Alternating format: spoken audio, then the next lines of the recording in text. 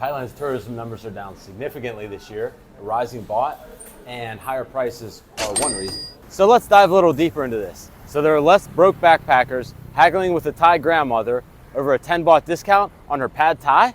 Has Thailand really turned from the land of smiles to the land of I don't really want you here anymore? I do hear a lot of expats talking about difficulty navigating the visa situation, and I've had my share of annoyances as well, just being a tourist. But they do give you a 60-day visa on arrival. It's just a little bit difficult renewing it. I was in Chiang Mai, and 2 separate days I tried to renew my visa, and this was back when it was just 30 days. And there was a long line that I wasn't waiting in. I waited for hours that day at the mall, and I still didn't get through, so I ended up leaving. I think the 60-day visa on arrival is just fine, but I do hear that longer-term visas can provide some difficulty, considering even if you're on a 5 or 10-year elite visa, you still have to send your passport in periodically to get checked. Thailand originally projected numbers to be over 40 million people this year, and it's shaping up to be only around 35 million. One of the biggest drops is in Chinese tourism, even though Thailand just recently made it easier for Chinese tourists to enter the country.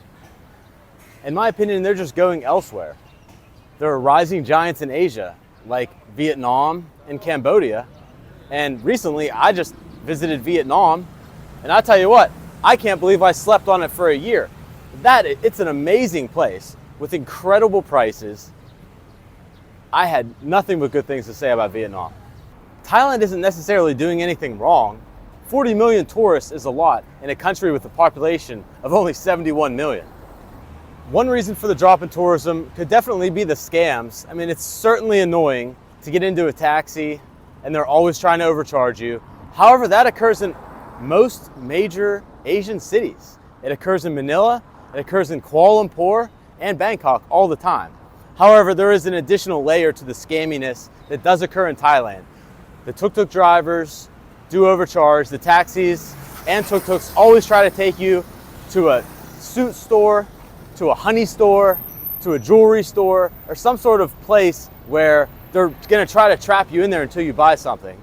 And although I don't fall for those scams, a lot of people do for one reason or another. You should always take Grab or public transportation when you're in these countries. And if you're able to, I'd recommend just renting a motorbike or a car. That's the best way to see Southeast Asia, if you have the money. And since we're talking about scams, Thailand does have a lot of foreigners who are living there, who are pimping it out and, and around.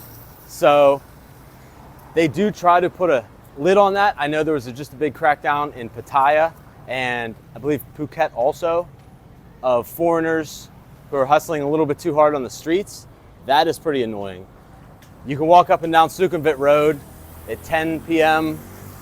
and onward at night by yourself, and there are motorbike guys who literally just follow you and continuously ask you for a ride after you say no multiple times. I mean, there are little things like that. I don't know if those really deter tourists though, but for one reason or another, the numbers are down. I think it's just there are other countries in Asia to visit. Like I said, I found Vietnam and I can't wait to go back. I mean, I love Malaysia. I really don't have too many negative things to say at all about Southeast Asia in general, but it is a big place with a ton of population and it's super open to tourism. Cambodia, you can basically stay forever. This is a perfect example of what I'm talking about. These cars are 20 years old, they're rust buckets, and these guys want to charge more than you would pay for a Grab. Like, who in their right mind would actually take a taxi in a city like Kuala Lumpur, Bangkok, or Manila? Come on, guys. Just take Grab. It's better. They're nicer cars, they're cleaner, you're safer. Come on, bruh. So with all that said, I'll give my honest opinion about what I think about visiting Thailand. I have been to Bangkok for 2 months. Chiang Mai I've spent 2 months in. I've been to Hat Yai, spent 3 weeks there, and only 1 week in Phuket. Have not been to Pattaya. However, I would like to visit it one day. I would say all those cities are great except for Phuket. I believe that it's just the overall vibe in Phuket that I just don't recommend going there. Hey, go see for yourself, but the rest of Thailand's amazing, especially northern Thailand. And I hate saying that because I don't want more broke backpackers going to Pai, Chiang Rai, and Chiang Mai. I see this as one of the best times in nearly a decade to visit Thailand. You're going to deal with less crowds. You'll probably get cheaper hotels, more choice of Airbnbs, and a chance to really visit the kingdom at a time of low tourism. I mean, how can you not? The prices are still great. You get tremendous value in Thailand. I would go there all day. Thanks for watching this video. I just wanted to give some insight on this situation.